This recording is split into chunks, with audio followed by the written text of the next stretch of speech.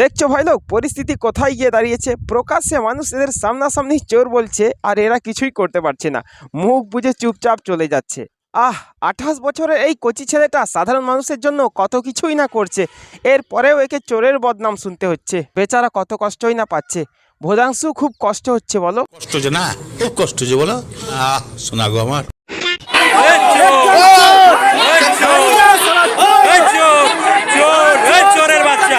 আর বিশ্বাস করো ভাই লোক, আমি আমার বাপের জন্মে এতটা অপমানিত হতে আজ পর্যন্ত কাউকে দেখিনি। এই ভোদাংশকে মানুষ সামনাসামনি চোর আবার চোরের বাচ্চা বলছে, বেচারা কিছুই করতে পারছে না, চুপচাপ মুখ বুজে চলে যাচ্ছে। তবে এখানে আমার একটা প্রশ্ন থেকে গেল, ভোদাংশু যদি চোরের বাচ্চা হয় তাহলে চোরের মাটা কে?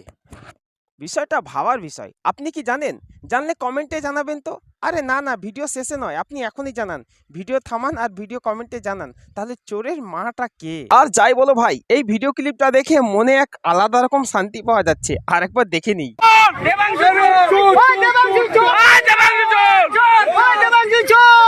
সাব্বাস, ঠিক করেছে বাংলার মানুষ। আগেতে এই মালটার গলার আওয়াজ কেমন ছিল একটু দেখে নাও, আর এখন ভয়ে ভিজে বেড়াল হয়ে গেছে। নেক্সট দিন চ্যানেলে এসে এক কথা তোমার বলবো, চুরি করতে কথা কয় মিথ্যেবাদী ছোট লোক একখানা মিথ্যে কথা বলছি। আগে বাঘের বাচ্চা ছিল আর এখন বিড়ালের বাচ্চা হয়ে গেছে। আরে না না না, বিড়ালের বাচ্চাও নয়, বিড়ালের বাচ্চা হলেও তো ম্যাও করতে পারতো। নেংটি ইঁদুরের বাচ্চা হয়ে গেছে। দেখছো না, মুখ দিয়ে একটা টুঁটা আওয়াজও বেরোচ্ছে না। ঠিক বলেছো।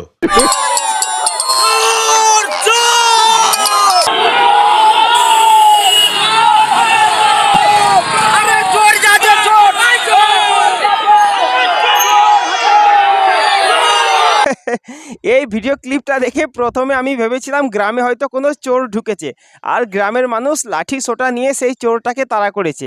ও মা, পরে ভালো করে চেয়ে দেখি ভোদাংশু নাকি এই গ্রামে ভোট প্রচারে এসেছিল আর ওকে দেখে মানুষ চোর চোর স্লোগান দিচ্ছে। দেখো দেখিনি কি কাণ্ডই না ঘটছে আমাদের রাজ্যে। তবে ভোদাংশুর জন্য আমার তরফ থেকে এক ছিপি সমবেদনা রইল। বলেন কি? শুধু চোর জয় শ্রীরাম নয়, এটা তো মৌখিক কথা, বাদ দিন আমাদের গাড়ির ওপর থাপড় মারা হয়েছে, আমাদের গাড়ির উপর ধাক্কাধাক্কি করা হয়েছে, গাড়ির উপর রীতিমতো। এবার আপনি আমাকে বলুন, কোন এক প্রার্থী কোন এক গ্রামে গেছে ভোট প্রচারে আর সেই গ্রামের সমস্ত মানুষ সেই প্রার্থীকে দেখে চোর চোর বলে স্লোগান দিচ্ছে, তাহলে ব্যাপারটা কেমন মজার লাগে বলুন তো। সেই প্রার্থী যদি আবার টিএমসির হয়।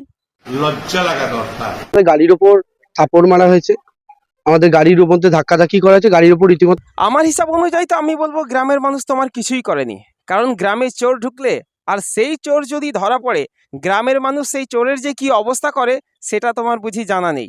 সঠিক বলেছেন। তুমি যে একটা আস্ত চোর হয়েও ওই গ্রামের ভেতর থেকে সুস্থ স্বাভাবিকভাবে বেরিয়ে আসতে পেরেছো, এটাই কি বড় কথা নয়? বুড়া তো হয়েছিস, বোধ বুদ্ধি না। শুধু চোর জয় শ্রীরাম নয়, এটা তো মৌখিক কথা, বাদ দিন আমাদের গাড়ির ওপর থাপড় মারা হয়েছে, আমাদের গাড়ির উপর ধাক্কাধাক্কি করা হয়েছে, গাড়ির উপর রীতিমতো হামলা হয়েছে। যাব বাবা, এই কদিন আগে তুমি বলছিলে তুমি 28 বছরের যুবক, খুব জোরে ছুটতে পারো, তাহলে গাড়ি ছেড়ে ছুটে পালাতে পারলে না? এই তোমার ছোটার নমুনা। আর তাছাড়া গ্রামে যদি একটা আস্ত চোর ঢুকে যায়, গ্রামের মানুষ তাকে কি গুড় বাতাসা আর নকুল দানা দিয়ে পুজো করবে নাকি? আমরা এটা নিয়ে প্রশাসনের দ্বারস্থ হবো, প্রশাসন যদি অ্যাকশন না নেয় আমরা যতদূর যাওয়ার হয় ততদূর যাবো। হ্যাঁ ভোদাংশু, তোরা যতদূর যাবার হয় চলে যা, একেবারে পশ্চিমবঙ্গের বাইরে চলে যা, আর ফিরে আসিস না প্লিজ। তাহলে অন্তত পশ্চিমবঙ্গের মানুষ একটু শান্তিতে থাকতে পারবে।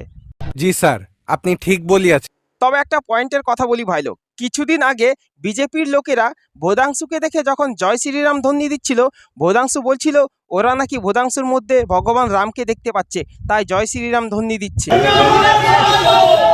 ওরা আমার মধ্যে রামকে দেখতে পাচ্ছে, হয়তো তুমি জয় শ্রীরাম দিয়েছে। আর এবার তো লোকেরা তোকে দেখে চোর চোর স্লোগান দিচ্ছে, তাহলে কি লোকেরা তোর মধ্যে চোরকে দেখতে পাচ্ছে? আমি ভাই একটাই কথা বলতে চাইবো, চোর চোর স্লোগান সহ্য করার ক্ষমতা যখন তোদের নেই, তাহলে ভাই এত চুরি করিস কেন তোরা?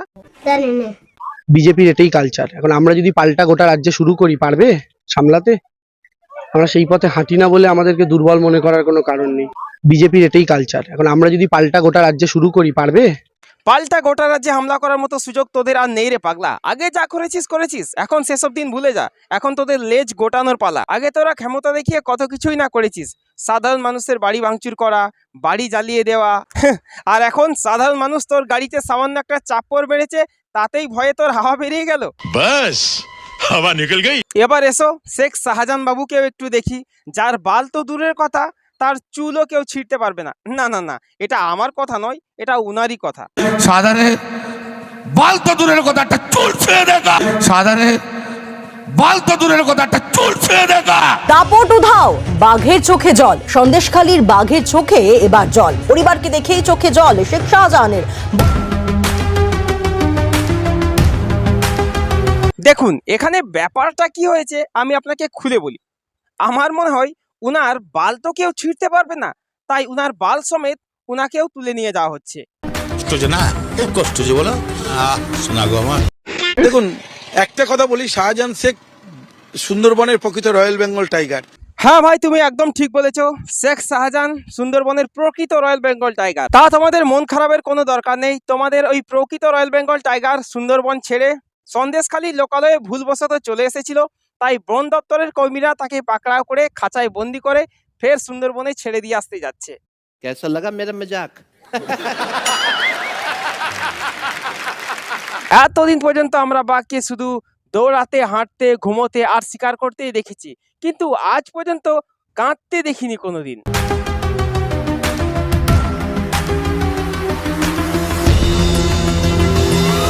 বনকর্মীদের সহায়তায় আজ আমরা বাঘকে কাঁদতে দেখলাম। অসংখ্য ধন্যবাদ জানাই এই বনকর্মীদের বাঘকে সরাসরি কাঁদতে দেখানোর জন্য।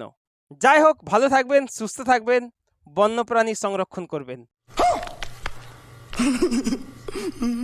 আর হ্যাঁ ভাই লোক, ভিডিওটা কেমন লাগলো অবশ্যই কমেন্টে জানিও। আর প্লিজ সাবস্ক্রাইব করতে ভুলো না, যে করে ভাবে হোক সাবস্ক্রাইব করে দাও। আজকের মতো বিদায় নিচ্ছি, দেখা হবে নেক্সট ভিডিওতে।